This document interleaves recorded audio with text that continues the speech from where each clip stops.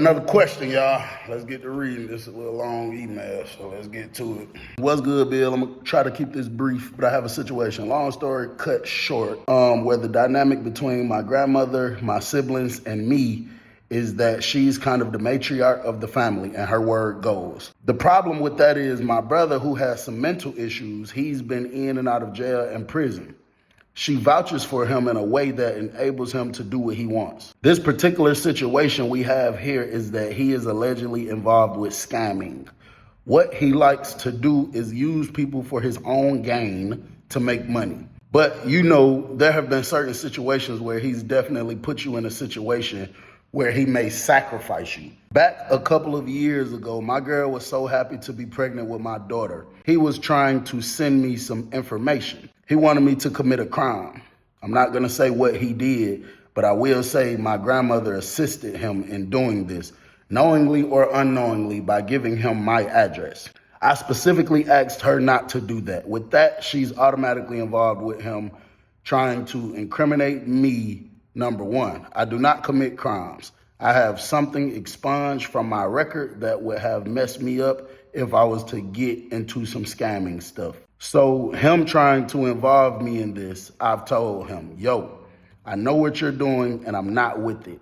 It's kind of crazy that my grandmother is helping him with this. My daughter is 3 and he's been blocked since then. My grandmother has always been trying to get me in contact with him, telling me all I need to do is help my brother. Just this, that, and the third. Meanwhile, my brother has 4 kids and he's a grown man.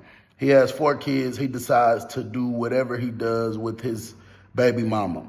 He's the type of guy I don't mess with. I don't really rock with him because he's a user, and as a person of value, you can't just be wasting your value on people involved in these things.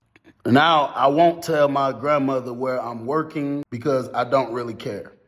They think that you should live your life according to their standards and what they want you to do. So anything you do on your own, they're going to act like it's not as big as you know it is, even though you're doing everything on your own. So boom, she keeps trying to put me in contact with him. He's been trying to get in contact with me through other people. They low-key conspire ways to try to get me to do something they want me to do. There's a whole lot of stuff that has happened with our family members in connection with him, but it's already going to be a lost story. So she put me in a group chat with him. I have been telling her for years, yo, you know that you're the reason that he sent me this criminal stuff. You sent me people's tax stuff and unemployment information with other people's names on it. You got people threatening me. I can't deal with that. I can't deal with people threatening me or anybody involved with it. The thing is, she denies it. But right when that happened a couple years ago, she actually admitted to it because she was trying to act like it wasn't as big as a deal. She did a whole, oh, I don't know what you're talking about, but whatever happened, happened. And she hung up the phone. It was some weird stuff.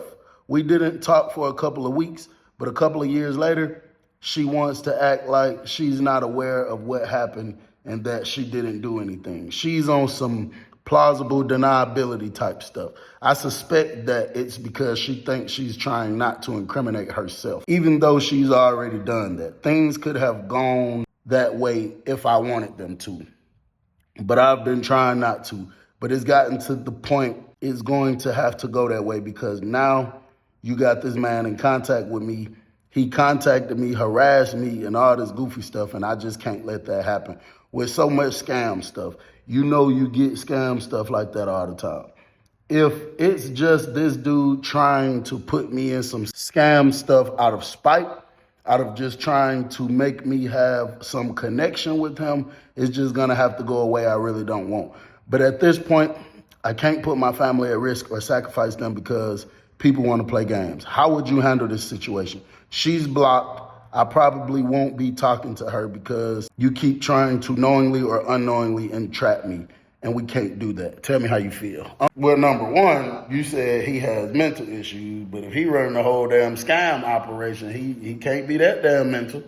He got to know what he doing and what's going on. You know what I'm saying? When you had them kids, bro, that's your family. I mean, of course, your brother, your grandmother, that's your family also. But what I'm saying is, your baby, you know, your family that lives under your roof, bro, that's your family that depends on you. That's who you must protect at all times. So if you're being, you know, if your brother is placing you in a situation to, you know, where your freedom could be at jeopardy, and your grandma is not respecting the, you know, stop giving him my information, stop tying me to him because this is what this man keeps doing, bro, I would have to just cut ties with both of them, bro, like wholeheartedly. I mean, phone number changed, everything. Now, you know, I know everybody ain't just, you know, can do that, snap of a finger, because they still be like, that's my family.